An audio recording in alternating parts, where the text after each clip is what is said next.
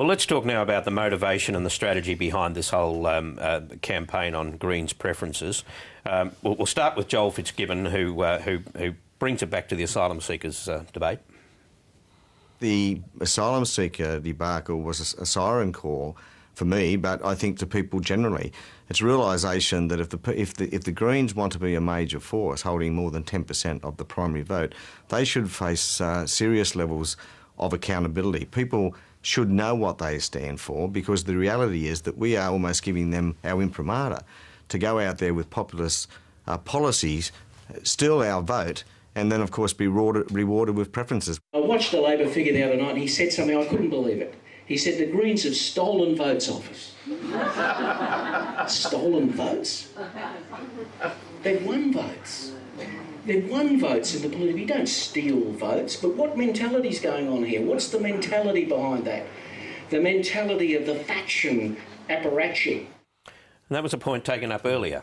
That what this should be about is how you win back votes, not who your preference. It's a competitive marketplace, and to say that the Greens are being unfair by pushing their issues ahead of Labor's, it's not really matching the competitive spirit. Look, I think that the core of this is that lots of polling, lots of focus groups have told the Labor Party that the punters think that Labor has become the tool of the Greens, and punters are not impressed by the Greens. I'm talking about rank and file punters in many seats, and punters are not impressed by the Greens, and they're painting the Labor Party green by association.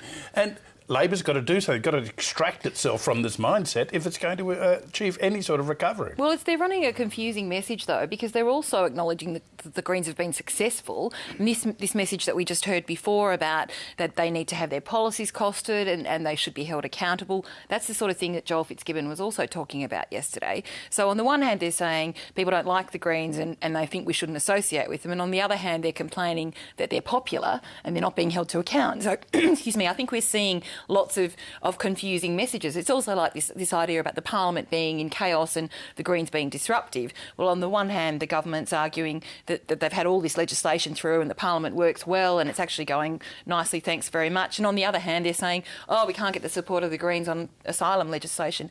They can't get their message straight. They're sending a mixed message. And it's all too easy, too, for the opposition right at the moment anyway, to make fun of this. There was another conference going on yesterday, the Liberal National Party conference in Brisbane. Here's Julie Bishop.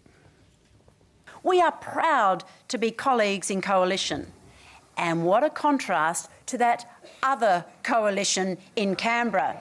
To have and to hold, till death us do part.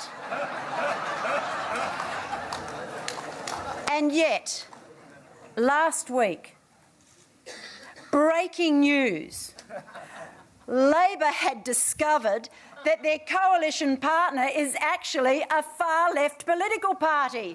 Who would have thought? This is one little weakness here, that it was the Liberals that put Adam Bant into Parliament, not the Labor Party. That's right. So Julie Bishop should take credit for that.